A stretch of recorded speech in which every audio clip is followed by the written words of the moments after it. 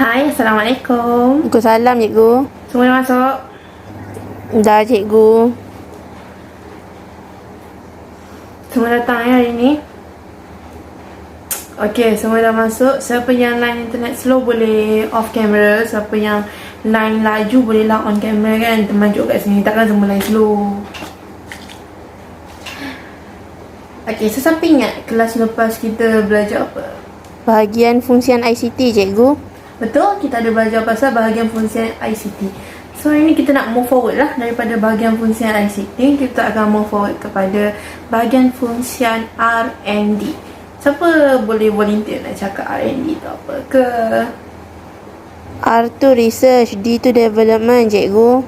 Betul, R&D adalah research and development, atau bahasa Melayu dia adalah penyelidikan dan pembangunan. Okay, bahasa Melayu dia penyelidikan dan pembangunan ini bermakna kita selidik dan kita bangunkan benda tu.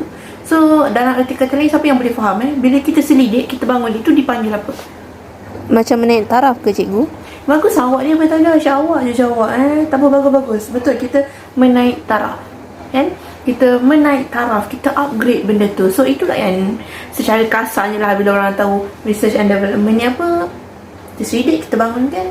So what does that mean? Kita upgrade lah kan? Okay, so tengok slide cikgu. There will be a researcher and developer among us. Oh lupa, buku tak 184 dengan 185 maafkan cikgu.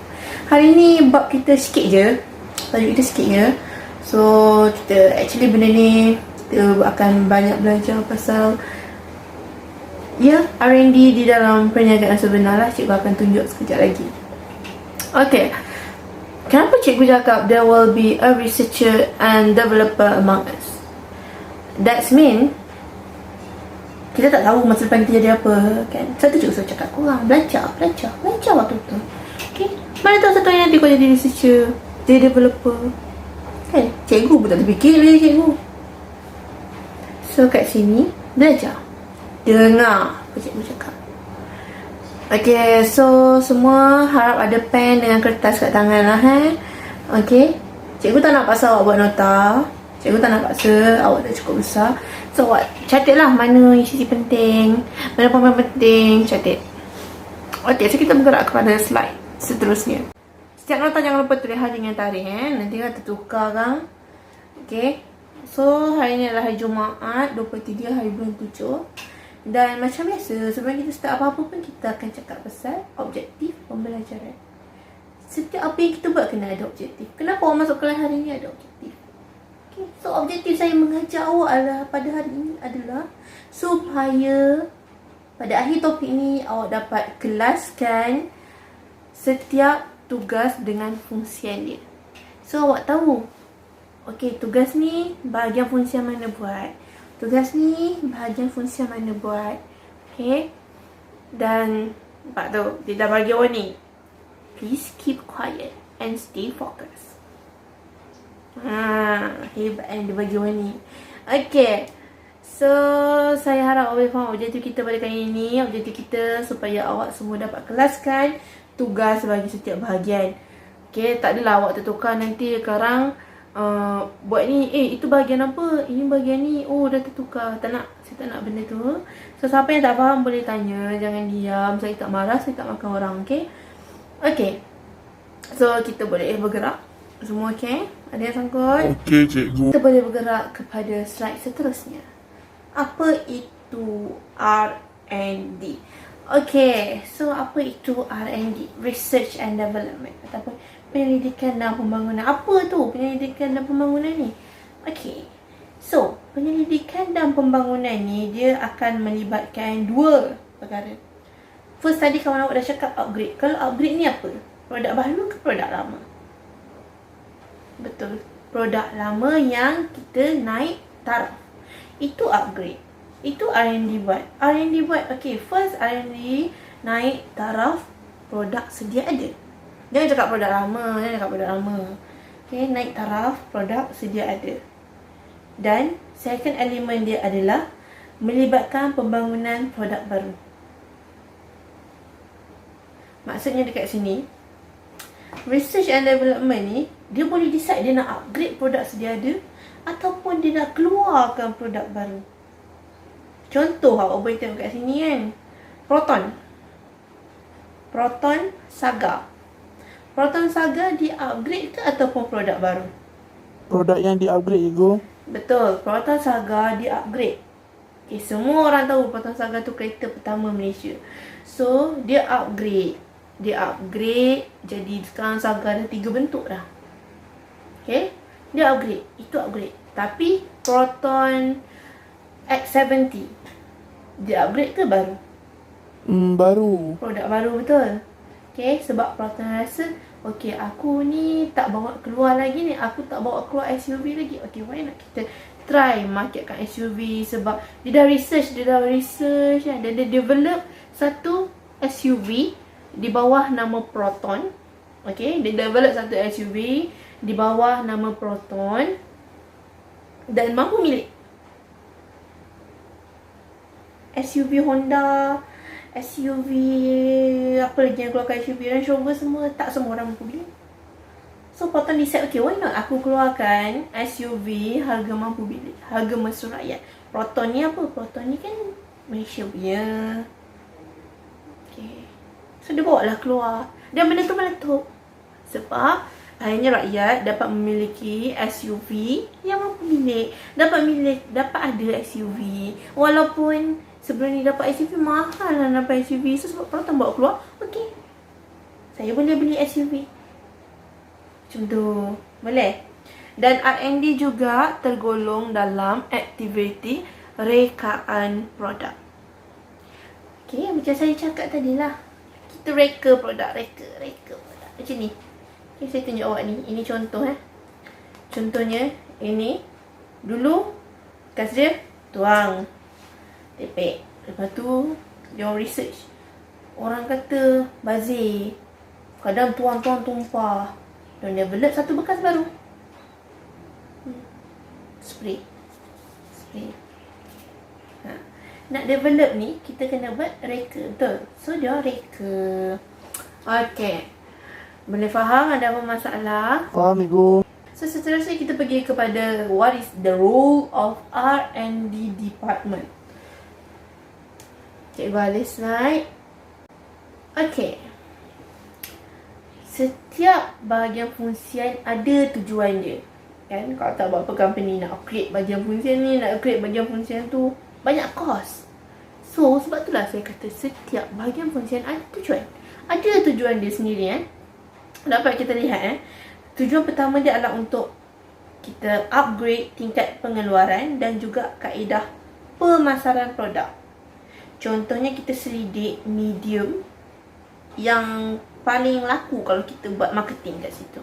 Sekarang kalau kita tengok, kita main YouTube ada iklan. Betul? Kita main Instagram ada iklan. Main Facebook ada iklan. Semua ada iklan. Sebelum ni iklan kat mana? Dulu iklan dekat radio. Lepas tu iklan masuk kat TV. Sekarang iklan masuk dekat medium-medium yang ada dalam phone. Sebab apa? Sebab diorang research. Diorang buat research. Okay, masyarakat sekarang banyak habiskan masa dengan sosmed. Kadang-kadang sampai tak ada TV pun tak apa. Dulu orang kalau macam mana tak ada TV ni macam no entertainment lah. Kan? Sekarang kalau dulu orang ada TV kena ada Astro. Sekarang awak pergi rumah siapa, ada rumah yang tak ada Astro tau. Sebab dia orang rasa macam, why aku kerja kot. Kan aku balik pun main phone. Aku masuk Netflix je RM15 sebulan. So kat situ peniaga-peniaga ni, dia punya bahagian R&D dia buat research. Okay, orang sekarang banyak spend time dengan phone. Why not kita buat iklan masuk dalam social media, medium-medium, aplikasi yang ada dalam phone. Faham? Okay. Dan dia punya tujuan kedua dia untuk melahirkan produk yang berkualiti dengan kos yang efektif. Okay, just what I said just now pasal Proton tadi. Okay. Macam, okay, saya tengok saya beri awak perbandingan Toyota CHR. Harga RM180,000. Tak semua orang mampu beli, betul. Okay. Proton X50 RM94,000. Jauh beza. Jauh beza. Tapi taraf dia sama. Apa yang saya kata taraf dia sama? Daripada segi dua-dua SUV betul. Lepas tu dua-dua canggih. So orang pun mampu. Saya mampu memiliki kereta bertaraf antarabangsa pada harga yang fleksibel, harga yang efektif. Macam itulah saya cakap. Dan bila harga kita jual ke orang efektif, kos kita pun efektif lah. Of course lah kan. Takkan kita nak untung RM1.2 kereta kot. Kereta mestilah untung RM1,000. Kita gerak pada peranan bahagian fungsian, penyelidikan dan pembangunan. Apa peranan dia? Tadi tujuan. Kenapa kita buat ni? Kenapa kita buat R&D ni? Kenapa kita ada R&D department? Sekarang ni peranan R&D department ni buat apa? Dia macam awak tanya kawan sebelah lah, kau ni jadi ketua kelas, kau buat apa? Macam tu. So ni R&D. Apa R&D ni buat apa? Apa peranan dia? Okay. So dia ada objektif dia samalah macam objektif department lain, untuk membangkitkan nama perniagaan. Dan dia ada 3 peranan dia. The first one adalah untuk merancang aktiviti pembangunan produk baru. Jadi tujuan dia untuk bangun produk baru. So dah tentulah peranan dia nak plan buat produk baru. Dan the second one, kita hasilkan produk yang memenuhi keperluan dan kehendak pengguna. Dan juga R&D ni dia naik taraf kualiti produk sedia ada. Okay. Sebelum dia develop kan, saya dah cakap dia buat research. So dia tengok apa yang memenuhi kehendak pengguna. Masyarakat zaman sekarang nak minat SUV, saya nak pakai SUV kan. So dia build up, bawa keluar satu. Okay, benda ni memenuhi minat pelanggan, memenuhi permintaan orang. Okay. So seterusnya dah habis. Kita akan gerak pada aktiviti. So memang semua tak ada soalan Sure? Sure, cikgu. Okay, kita boleh gerak pada aktiviti kalau tak ada soalan. Okay, nampak tak? Kat situ dah ada warning. Hope you could answer correctly or else homework is waiting. So dekat sini, aktiviti ni kan bukan aktiviti suka-suka tau. Saya nak ajak awak semua main. Saya akan tanya soalan. Soalan akan dipaparkan. Saya akan pilih 3 orang. Saya akan pilih 3 orang terjawab. Kalau ada seorang tak buka mic ataupun seorang salah jawab ke apa ke kan, automatik awak semua dapat homework Boleh? Okay, good. Okay, so kita try Kita mula dengan soalan pertama. Terdapat 2 perkara utama melibatkan penyelidikan dan pembangunan. Apa 2 perkara utama tersebut? Cikgu nak cuba jawab. Okay. Perkara utama dia, yang pertama adalah dia melibatkan pembinaan produk baru sebab kita selidik dan bangunkan. Okay, bagus.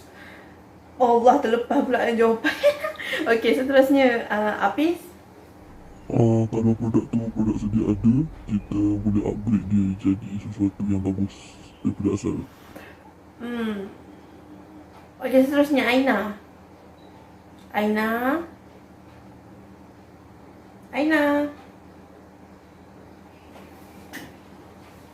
So saya rasa so kat sini nampak dah kan kena ambil homework tu.